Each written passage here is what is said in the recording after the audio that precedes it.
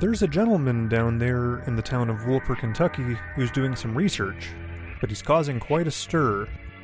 Showed up at a town hall, raving about the X-Files and aliens, saying that Woolper is a government conspiracy. And then, he said he was hired by you.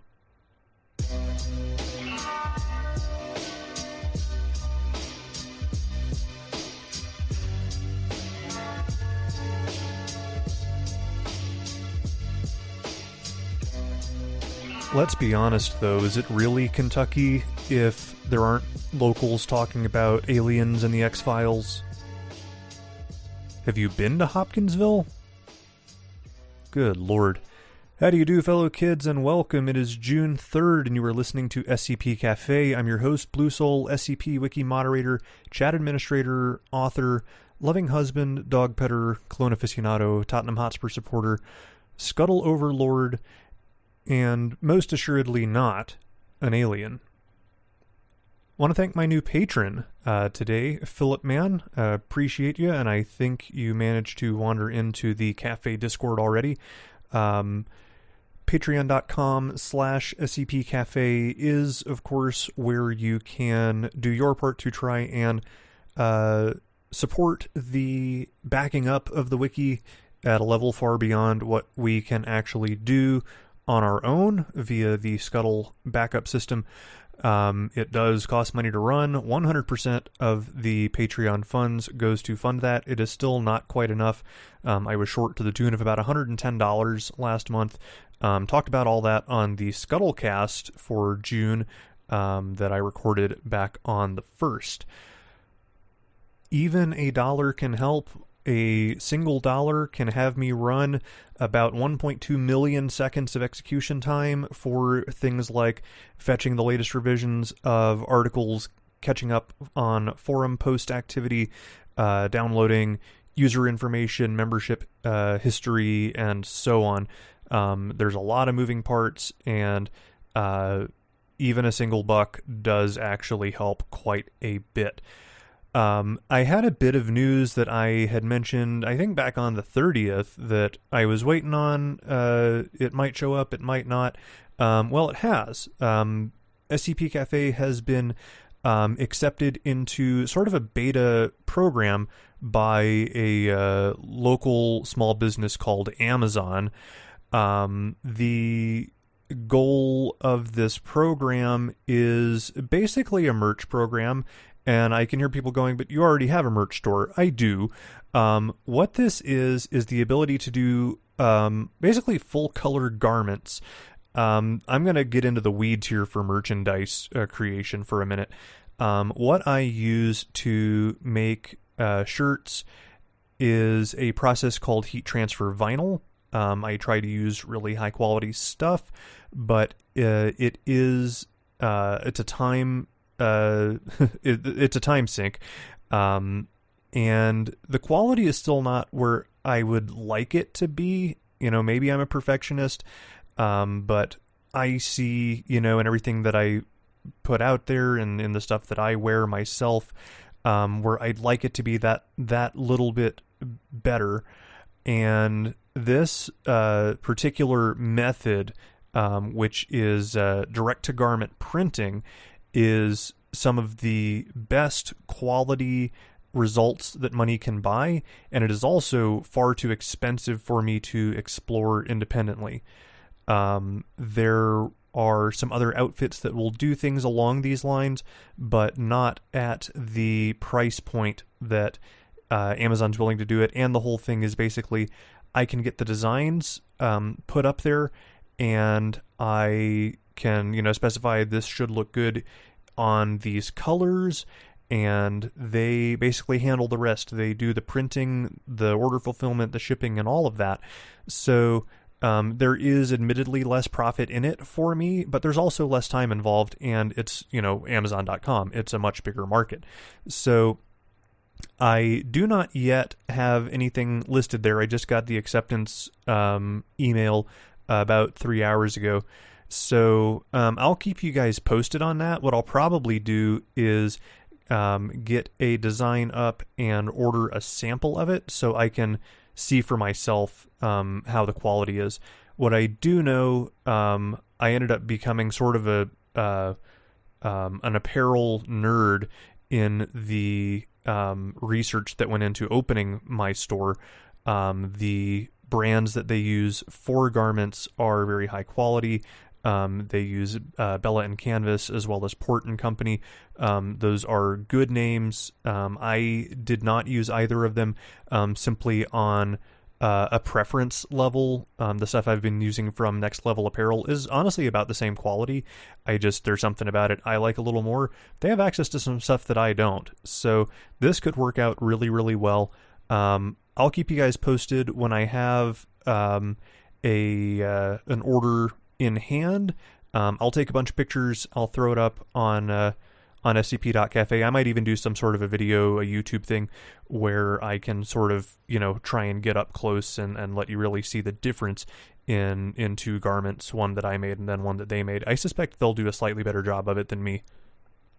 Now let's talk about the articles for June 2nd.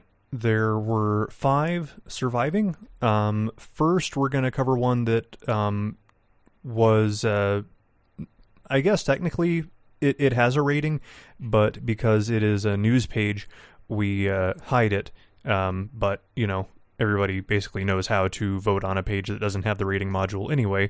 So let's talk quickly about the underread and underrated for June 2020. This was a project that was formerly known as Young and Under 30. The format of it's been changed up a little bit with the new name. We still have a featured skip and a featured non-skip article this month. Those are SCP 3638, titled You Can't Be Serious, and the featured tale is Ulysses B. Donkman and the Foreboding Forest by Dr. Akamoto. What we're doing now is basically have a topic and a writing prompt. So, and it's not just a writing prompt. I should also clarify that there is an artist's prompt as well. The topic of the month, the article that we pointed at, is called Donatello's Sculpting Tools circa 1409. This is a GOI piece around the Medicea Accademia dell'Arte Occulta, which is from the Italian branch.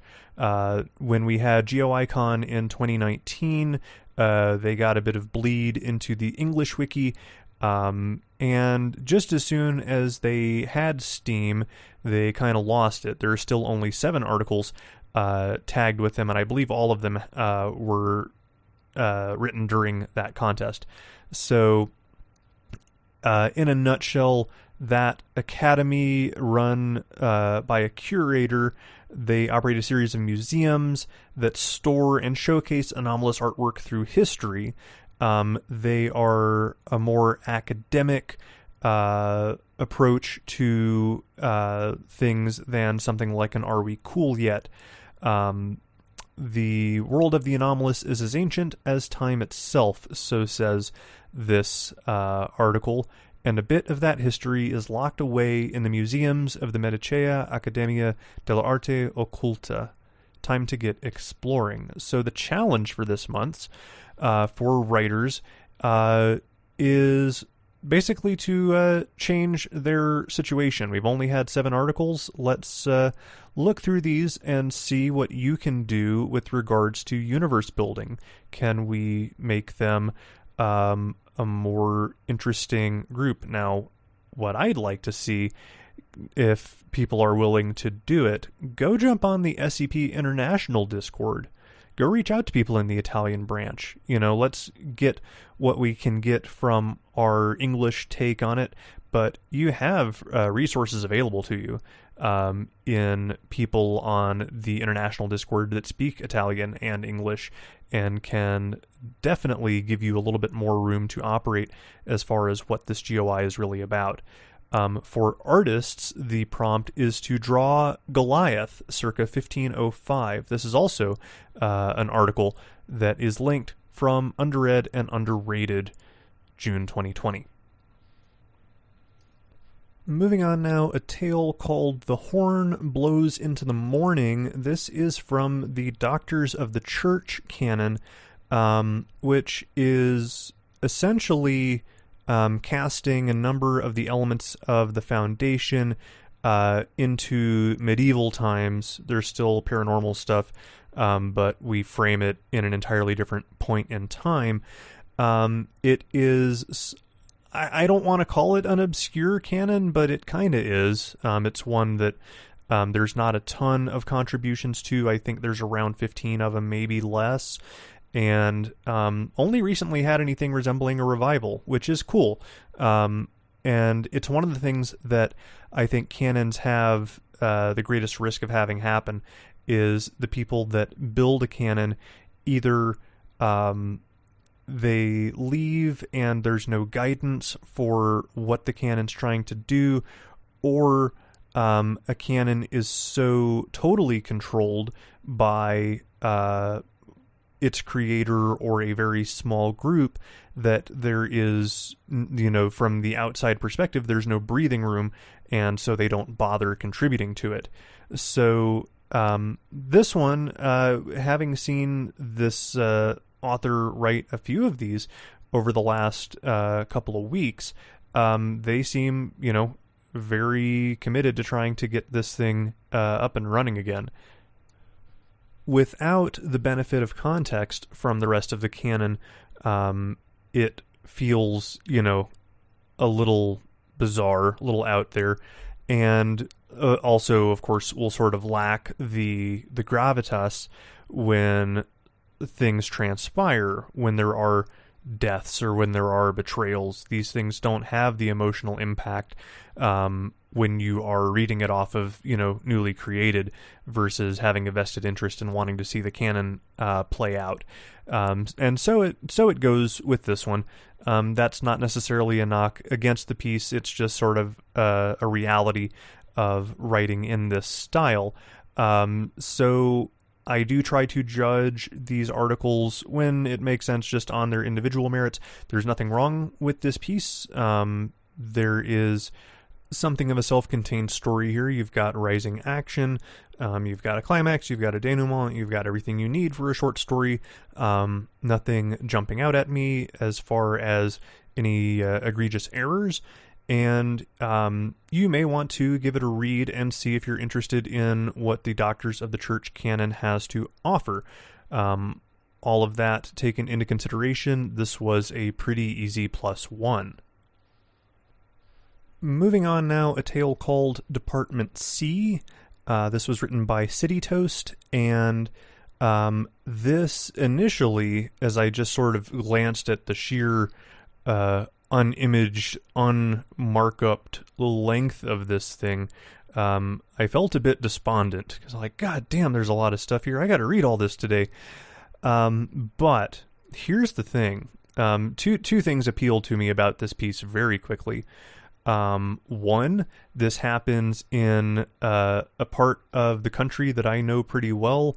This thing is placed in an imaginary city just up the road from Florence, Kentucky, where the greatest attraction to passersby and even to the locals is its water tower, which is sort of an oddly shaped thing with stripes painted on it, and in gigantic letters are two words. The first word is Florence, and the second word is y'all. So that area is a place I've driven through a lot, having lived in Louisville for a few years, driving back and forth from there to Cincinnati or Columbus or Cleveland. It was always get that little, jolt when you see stuff you're familiar with kind of come to life.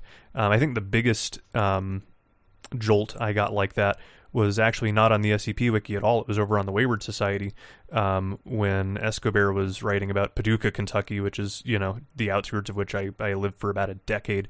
And, he was just down the road about an hour. So always interesting to see those little things it makes me feel like perhaps I should write more about, places I'm familiar with. Maybe I can give other people that sort of jolt. As there's something cool about that, being able to weave little bits of the paranormal or the mysterious into something very mundane for them.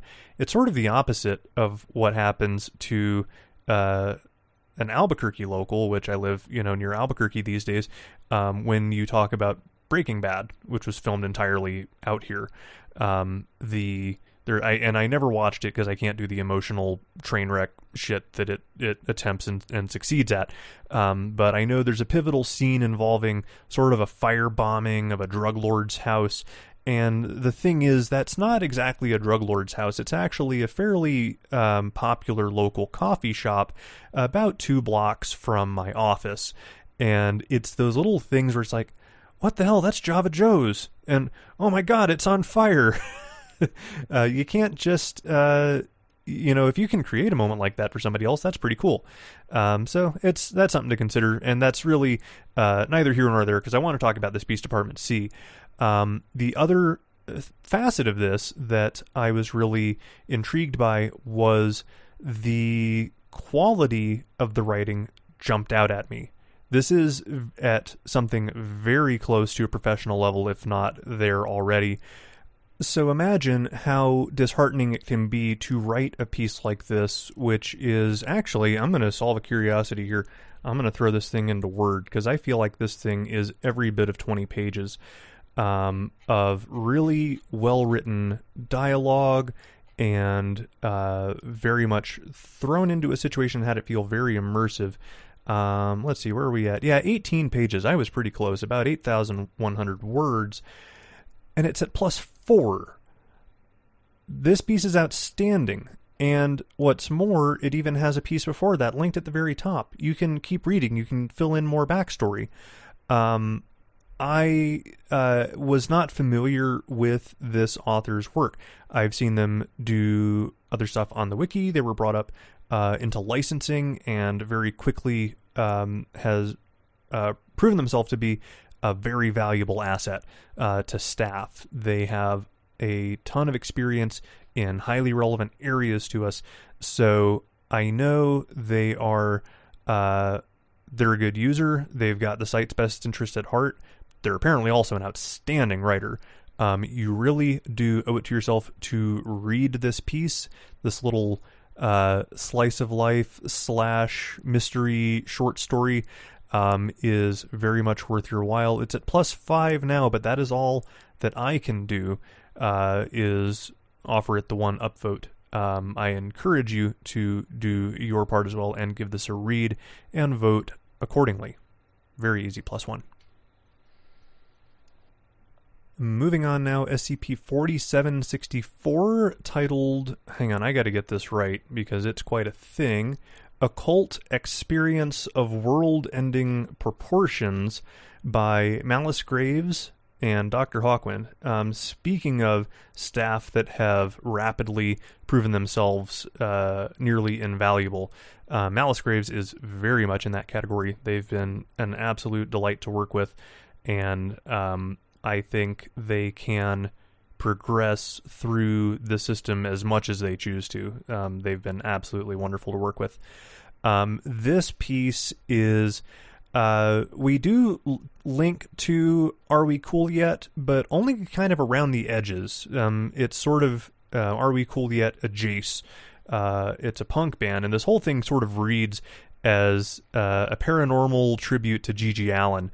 And if you're not familiar with G.G. Allin, born Jesus Christ Allin, once described as the most spectacular degenerate in rock and roll history, really worth acquainting yourself with him, and then go and read this piece, and you can see this is very much a loving homage to one of the altogether strangest characters in American music history, maybe just in American history. Maybe I shouldn't even shoehorn him into just the music side, because he was a weird cat. This piece is really cool. There was a nod in here to a line uttered in chat that was not really meant for public consumption, but I guess it was since it was in a public channel, whereby one staff member told another staff member, I'm going to go back in time and fuck all of your ancestors until your DNA is 70% my spunk. Anyway, it's a good piece. It's well done. This piece being a CorpseCon entry, it is surprisingly coherent. I really wasn't expecting it, and to that point, I didn't even know it was until the end. That is probably the highest praise that I can give it, because I indicated that I had, truth be told, very low expectations for this contest, but so far, I've been pleasantly surprised. So, very well done, Malice and Dr. Hawkwind, for restoring my faith a little bit in this contest. Last but not least, here, SCP-5250, titled Act 1, The Lake South, The Deer North. This is another co-write and CorpseCon entry by Dyslexian and Popsioke. There is a lot going on in this piece, starting at the beginning, the very first line, recipe number SCP-5250. This is a pretty long article, and I'm going to touch on that in a bit. But there's a lot just at first glance that you know you are seeing something entirely outside the norms of the site. A lot of it in second person, almost entirely second person. And as you read, you realize that's actually not only intentional, it's part of the containment procedures. This piece is strange. And, more stuff coming out of CorpseCon is going to be strange. This one is strange just for being, handed off this sort of bizarre starting point and running with it. What I will say is I think this thing kind of overstayed its welcome. It's doing very well. It's currently at plus 52, and I feel like had this thing been honestly about half its length, it would be at least at 100 by now. There's just a little too much that we're trying to throw in to a single work with not quite enough emotional investment for me to get there and want to, meet the author halfway. We talk about build up to payoff a lot, and as the piece goes on and the build up increases, the payoff I don't find is there to the level that it really needs to be. One of the ways that can happen is if the ending is too predictable.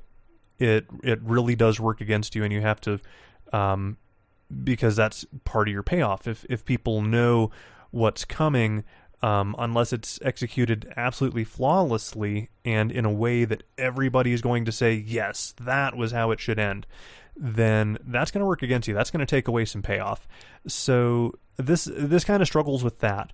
I feel like overall, there's a lot of good writing here, but I didn't find it put together quite to my personal liking.